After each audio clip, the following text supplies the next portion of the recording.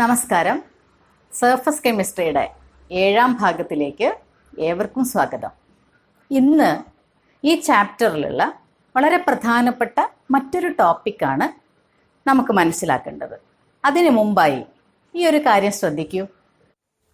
നോക്കൂ, നമ്മൾ 3 വ്യത്യസ്ത തരം സൊല്യൂഷൻസിനെയാണ് കാണാൻ പോകുന്നത്. ഇപ്പം നിങ്ങൾ കാണുന്നത് സൊല്യൂഷൻ എ ആണ്.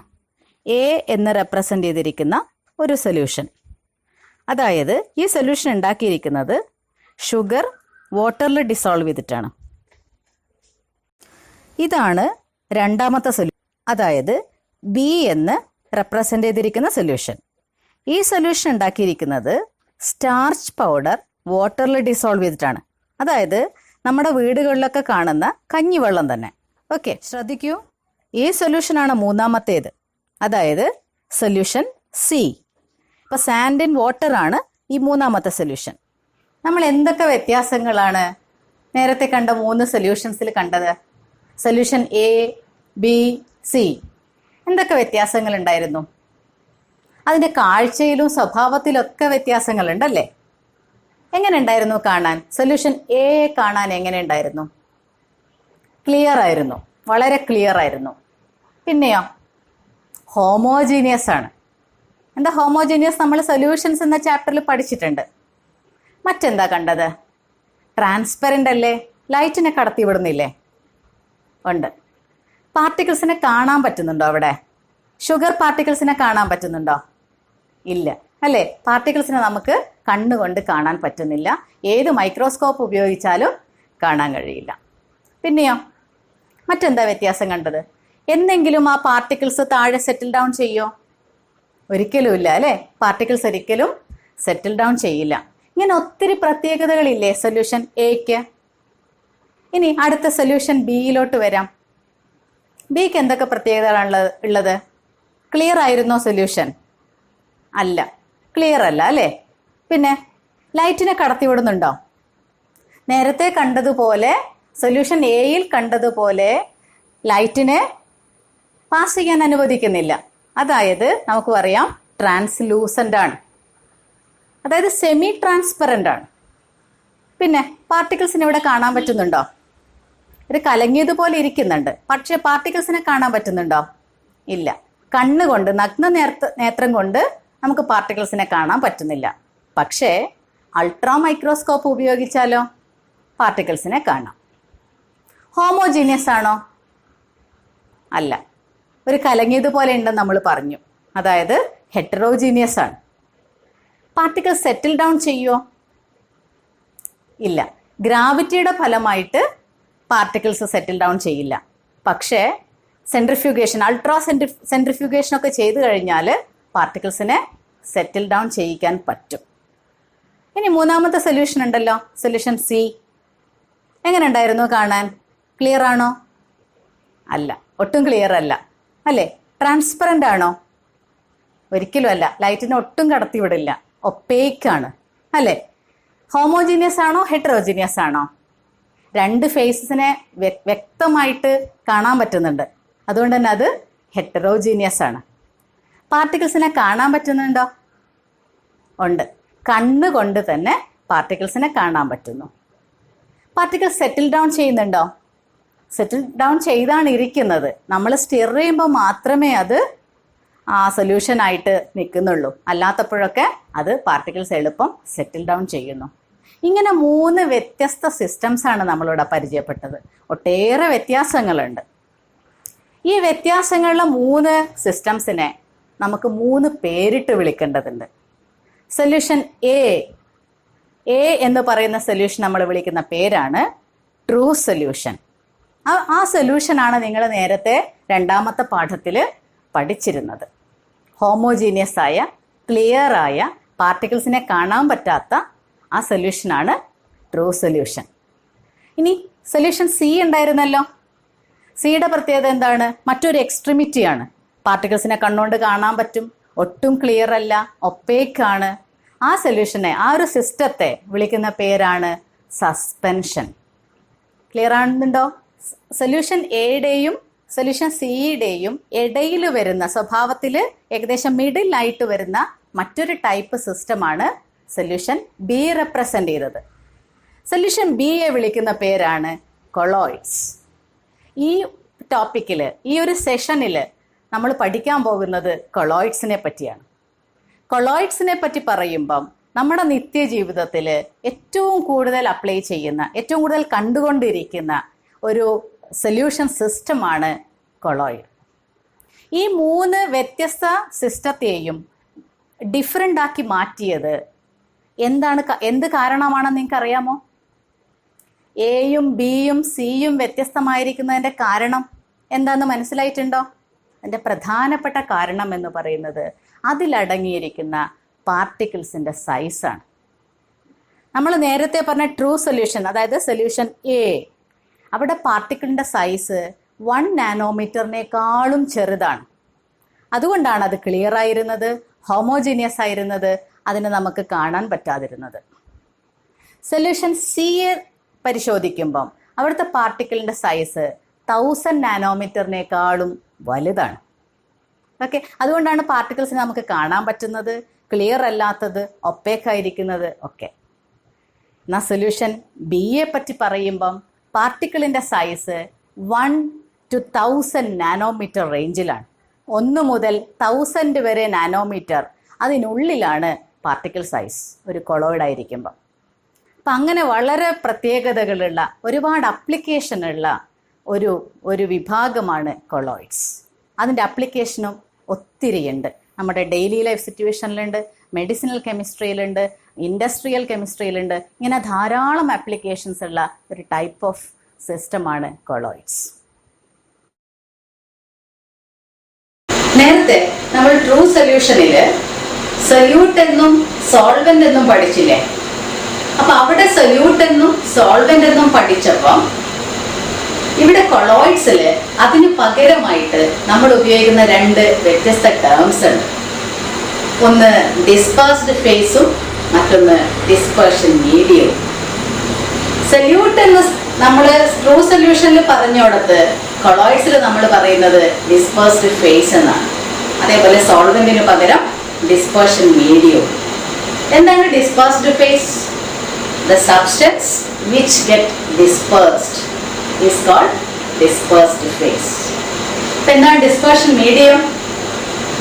The medium in which the dispersion takes place is called dispersion medium. Dissolution എന്ന് പറഞ്ഞതിന് പകരം ഇവിടെ നമ്മൾ പറയും dispersion. അപ്പോൾ 3 പ്രധാനപ്പെട്ട വാക്കുകളാണ് നമ്മൾ ഇവിടെ പരിചയപ്പെടുന്നത്: dispersed phase, dispersion medium, dispersion. Let's move on to the classification of colloids. കൊളോയിഡ്സിനെ എങ്ങനെയൊക്കെ നമുക്ക് ക്ലാസിഫൈ ചെയ്യാം? പല തരത്തിൽ ക്ലാസിഫൈ ചെയ്യാൻ പറ്റും. First classification is based on the physical state of dispersed phase and dispersion medium. Dispersed ഫേസിൻ്റെയും ഡിസ്പേർഷൻ മീഡിയത്തിൻ്റെയും phase മാറുന്നതിനനുസരിച്ച്, സോളിഡ്, ലിക്വിഡ്, ഗ്യാസ് തുടങ്ങിയിട്ടുള്ള ഫേസ് മാറുന്നതിനനുസരിച്ച് നമുക്ക് പലതായിട്ട് കൊളോയിഡ്സിനെ ക്ലാസിഫൈ ചെയ്യാം. In total 8 classes are there. Solid, liquid, gases തുടങ്ങിയിട്ടുള്ള ആ ഒരു ഫേസിലുള്ള വ്യത്യാസമാണ് ഈ 8 വിഭാഗങ്ങൾ ഉണ്ടാവാനുള്ള കാരണം. നോക്കൂ, നിങ്ങൾ ഈ പിക്ചറിൽ കാണുന്നതാണ് 8 വ്യത്യസ്ത ഫേസസ്. ഇതിൽ നിങ്ങൾക്ക് ഒരുപാട് ഫേസസിനെ കാണാൻ പറ്റുന്നുണ്ട്. വളരെ സൂക്ഷ്മമായി ഈ ഒരു ടേബിൾ നിങ്ങൾക്ക് അനലൈസ് ചെയ്യുമ്പോൾ കാണാൻ സാധിക്കുന്ന ഒരു കാര്യം, ചില ഇടങ്ങളിൽ കൊളോയിഡിൻ്റെ ടൈപ്പിൽ ചില റെപ്പറ്റീഷൻ വരുന്നുണ്ട്. ഫോർ എക്സാമ്പിൾ സോളിഡ് സോൾ, അതേപോലെ തന്നെ എയ്റോസോൾ തുടങ്ങിയ കേസിലൊക്കെയാണ് അത് കാണാൻ പറ്റുന്നത്. സോളിഡ് ഗ്യാസിൽ ഡിസ്പേഴ്സ് ചെയ്താലും ലിക്വിഡ് ഗ്യാസിൽ ഡിസ്പേഴ്സ് ചെയ്താലും നമുക്ക് കിട്ടുന്നത് കൊളോയിഡിൻ്റെ പേര് എയ്റോസോൾ എന്നാണ്. അതേപോലെ സോളിഡിൽ ഡിസ്പേഴ്സ് ചെയ്യുമ്പോഴും ഗ്യാസ് സോളിഡിൽ ഡിസ്പേഴ്സ് ചെയ്യുമ്പോഴും ലഭിക്കുന്ന കൊളോയിഡൽ സിസ്റ്റത്തിൻ്റെ പേര് സോളിഡ് സോൾ എന്നാണ്. അതേപോലെ ഇതിൽ വളരെ പ്രധാനപ്പെട്ട 3 സിസ്റ്റംസ് ആണ് സോൾ, അതേപോലെ ഇമൽഷൻ, ജെൽ. ഓക്കെ, ഇനി ഇത്രയും വിഭാഗങ്ങളെ പരിചയപ്പെട്ടപ്പം അവിടെ നമുക്ക് സ്വാഭാവികമായിട്ടുണ്ടാകുന്ന മറ്റൊരു സംശയമുണ്ട്. ഇതിൽ ഒരാളെ വിട്ടുപോയല്ലോ. Gas dispersed in gas. എന്തുകൊണ്ടാണത് ഇതിൽ വരാതായി പോയത്? ഒന്ന് ആലോചിച്ചാൽ നമുക്ക് തന്നെ ഉത്തരം കണ്ടെത്താവുന്നതാണ്. ഗ്യാസ് മറ്റൊരു ഗ്യാസിൽ ഡിസ്പേഴ്സ് ചെയ്യുക എന്ന് പറയുന്നത് സാധ്യമാണോ? അവർ രണ്ടുപേരും ഡിസ്പേഴ്സ് ചെയ്ത് കഴിഞ്ഞാൽ അല്ലെങ്കിൽ മിക്സ് ചെയ്ത് കഴിഞ്ഞാൽ എപ്പോഴെങ്കിലും നമുക്കൊരു കൊളോയിഡ് കിട്ടുമോ? ഒരിക്കലും കിട്ടില്ല, അല്ലേ? നമുക്കറിയാം രണ്ട് ഗ്യാസസ് കംപ്ലീറ്റ്ലി മിക്സിബിൾ ആണ്. അതുകൊണ്ട് തന്നെ രണ്ട് ഗ്യാസസ് മിക്സ് ചെയ്ത് കഴിഞ്ഞാൽ നമുക്ക് കിട്ടുന്നത് എപ്പോഴും ഒരു ട്രൂ സൊല്യൂഷൻ ആണ്. It cannot form A colloid. അതുകൊണ്ടാണ് അത് ഇതിൽ നിന്ന് ഒഴിവായി പോയത്. നമ്മളിപ്പോൾ കണ്ട 8 വിഭാഗങ്ങളിൽ ഏറ്റവും പ്രധാനപ്പെട്ട 3 വിഭാഗങ്ങളാണ് സോൾ, ഇമൽഷൻ ആൻഡ് ജെൽ. അപ്പം ഈ 3 വിഭാഗങ്ങളും എന്തുകൊണ്ടാണ് ഇത് പ്രധാനപ്പെട്ടതാകുന്നത് എന്ന് നമുക്ക് മനസ്സിലാക്കണ്ടേ? ചില ഉദാഹരണങ്ങൾ മാത്രം ഞാനിവിടെ കാണിക്കാം.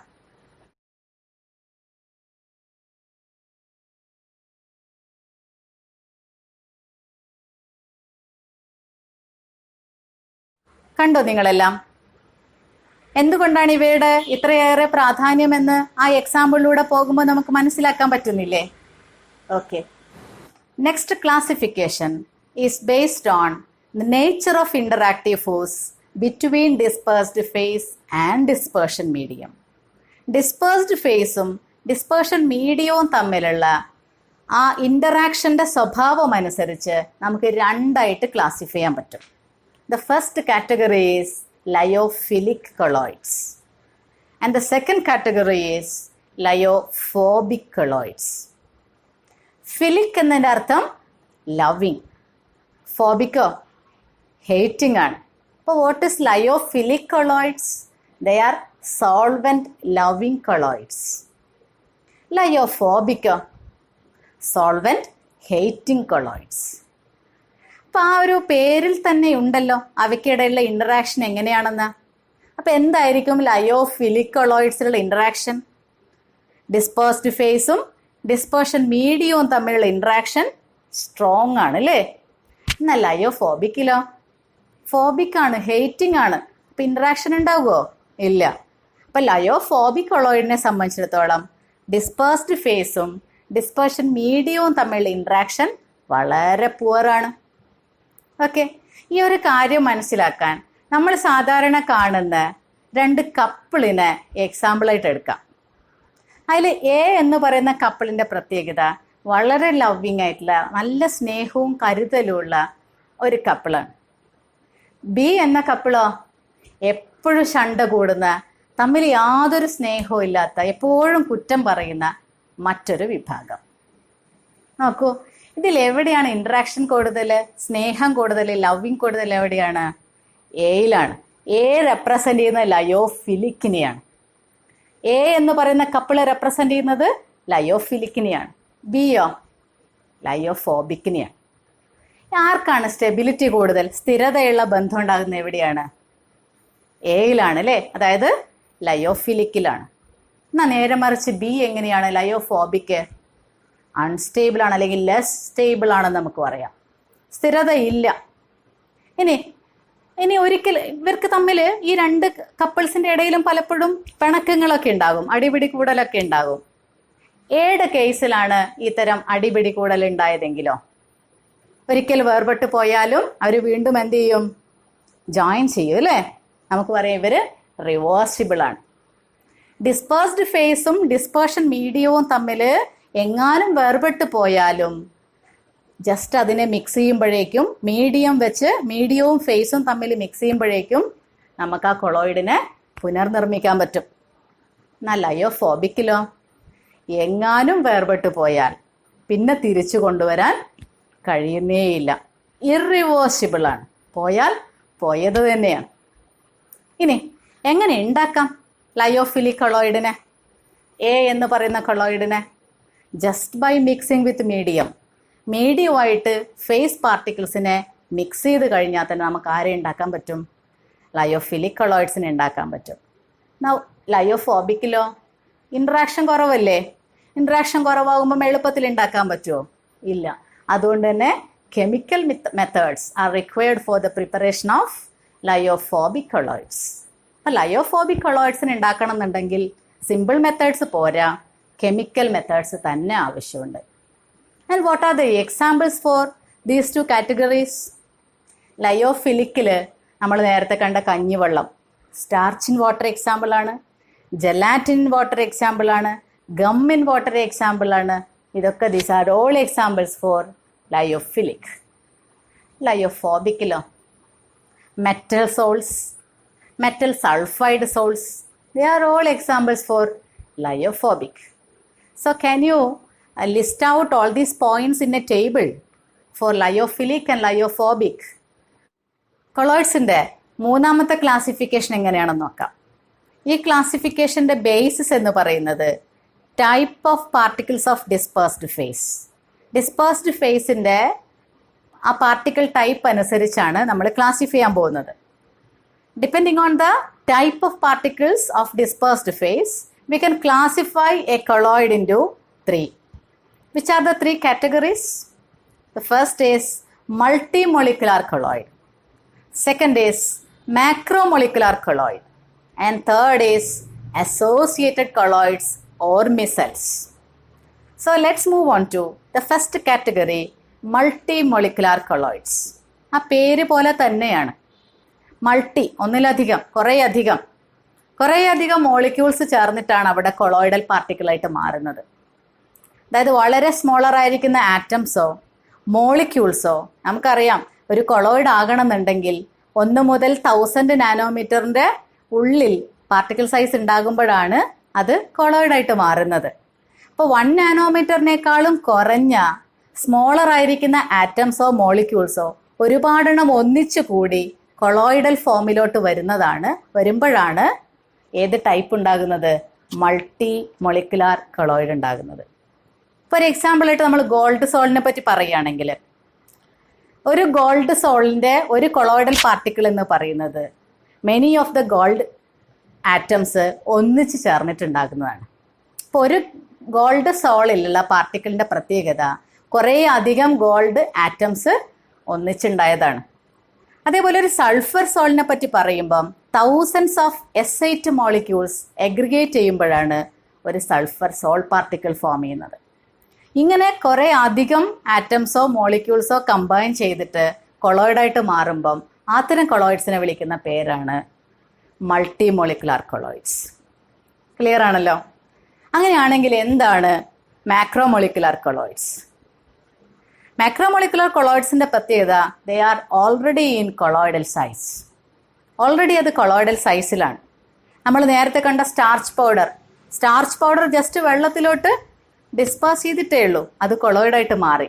അപ്പോൾ starch particles already in colloidal size.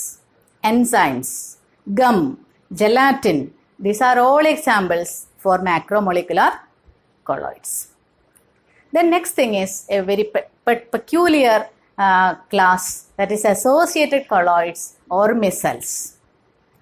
There are so many substances which at lower temperature act as true electrolyte, but at a higher concentration it can behave as colloids. Lower concentration dilute ആയിരിക്കുമ്പം electrolyte ആയിട്ട് behave ചെയ്യും. എന്നാൽ നേരെ മറിച്ച് അതിൽ concentration വർദ്ധിക്കുമ്പം ഒരു particular concentration, higher concentration എത്തുമ്പം അത് കൊളോയിഡായിട്ട് ആക്ട് ചെയ്യുകയും ചെയ്യുന്ന സബ്സ്റ്റൻസസ് ആണ് അസോസിയേറ്റഡ് കൊളോയിഡ്സ് അല്ലെങ്കിൽ മിസൽസ്. എങ്ങനെയാണ് ഹയർ കോൺസെൻട്രേഷൻ എത്തുമ്പം ഇത് മിസലായിട്ട് മാറുന്നത് അല്ലെങ്കിൽ ഒരു കൊളോയിഡായിട്ട് മാറുന്നത്?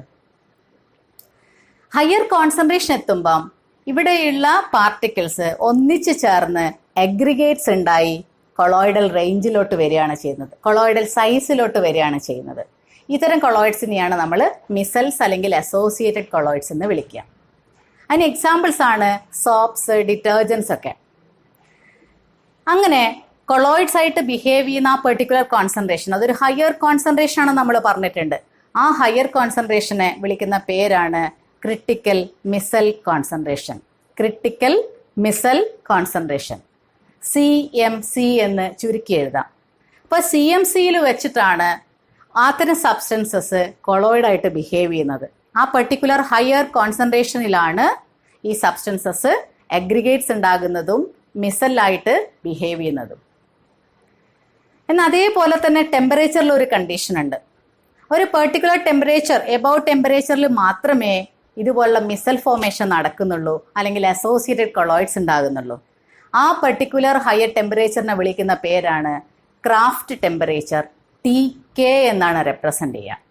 Craft temperature, above which micelles are formed.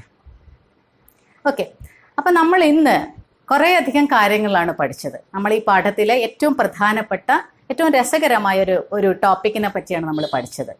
ഒരു പുതിയ വിഭാഗം സൊല്യൂഷൻ സിസ്റ്റം, കൊളോയിഡിനെ പറ്റി പഠിച്ചു. കൊളോയിഡിൻ്റെ പ്രധാന പ്രത്യേകതയ്ക്ക് കാരണം നമ്മൾ കണ്ടു. പിന്നീട് അതിനെ കണ്ടത് ക്ലാസിഫിക്കേഷനാണ്. 3 തരത്തിൽ നമ്മൾ ക്ലാസിഫൈ ചെയ്തിട്ടുണ്ട്. ഡിസ്പേഴ്സ്ഡ് ഫേസിൻ്റെയും ഡിസ്പേർഷൻ മീഡിയത്തിൻ്റെയും ഫിസിക്കൽ സ്റ്റേറ്റിലുള്ള വ്യത്യാസം കാരണം നമ്മൾ 8 ആയിട്ട് ക്ലാസിഫൈ ചെയ്തു. പിന്നീട് ഡിസ്പേഴ്സ്ഡ് ഫേസും ഡിസ്പേർഷൻ മീഡിയവും തമ്മിലുള്ള ഇൻറ്ററാക്റ്റീവ് ഫോഴ്സിൻ്റെ നേച്ചർ അനുസരിച്ച് 2 ആയിട്ട് ക്ലാസിഫൈ ചെയ്തു. അവസാനം ഡിസ്പേഴ്സ്ഡ് ഫേസ് പാർട്ടിക്കിൾസിൻ്റെ ടൈപ്പ് അനുസരിച്ച് 3 തരത്തിൽ ക്ലാസിഫൈ ചെയ്തു. അപ്പോൾ ഇത്രയും കാര്യങ്ങളാണ് നമ്മൾ ഇന്ന് കണ്ടത്. അടുത്ത ദിവസം മറ്റൊരു ടോപ്പിക്കുമായിട്ട് നമുക്ക് വീണ്ടും കാണാം. Thank you.